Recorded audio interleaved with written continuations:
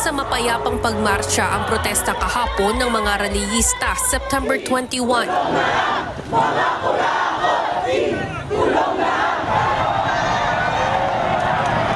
Ngunit nagkaroon ng komosyon nang manggulo ang mga individual na nakasuot ng itim na maskara at balaklava.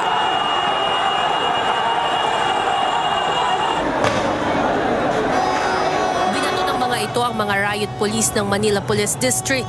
Nagsunog ng container van malapit sa Ayala Bridge sa Maynila at sinubukang sirain ang harang na malapit sa Malacanang. Ayon sa Cybercrime Investigation and Coordinating Center o CICC ng Department of Information and Communications Technology, hahabulin nila ang grupong nanggulo sa naturang rally.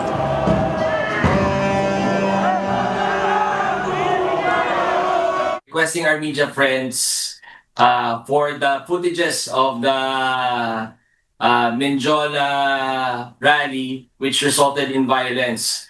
We will be subjecting these videos to facial recognition para makilala natin kung sino-sino yung nakilahok do sa panggugulo. Paliwanag ni Executive Director Aboy Paraiso, kaya sila nang hihingi ng tulong sa media na makuha ang mga footages ay dahil mayroong mga kuha ang mga ito na malapit at malinaw sa mga naturang individual.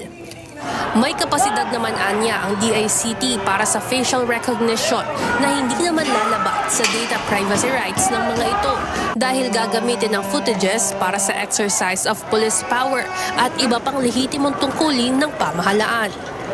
Pagdating sa mga nanggugulo, hindi yun namin sila tatantanan. Makikilala at makikilala namin ho kayo, hahabulin ho namin kayo. Samantala, kasabay rin na nangyaring protesta kahapon, mayroong mga hacker na umatake sa mga website ng mga ahensya ng gobyerno.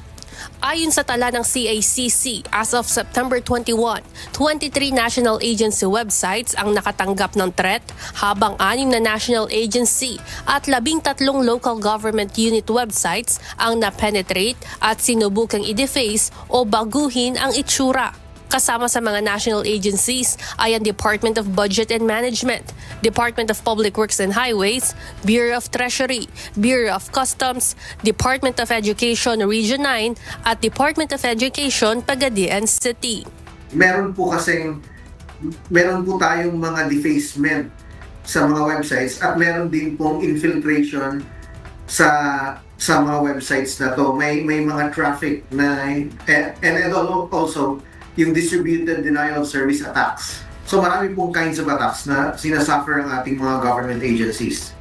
Ayon sa CICC, bago pa lamang mag-September 21 ay mayroon ng mga threat na natatanggap ang iba't ibang national government agency websites.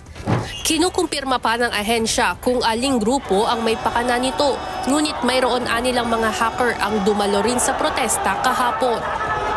Na-monitor ko natin yung Black Mask movement. Apparently sa Menjola rin. These are a collective of apparently hackers na sumama ho doon sa rally at nakisama ho doon sa panggugulo. Nakita ho natin yung flag nila at yung insignia nila. Paalala ng DICT sa mga sumusubok mang-hack sa mga website ng pamahalaan, hindi ito epektibong paraan ng pagpapahayag ng saloobin at lalo lamang nakadaragdag sa nangyayaring kaguluhan. Evan Alvarez, UNTV News and Rescue. Diyos ang aming sandigan, serbisyo publiko ang aming pinahahalagahan.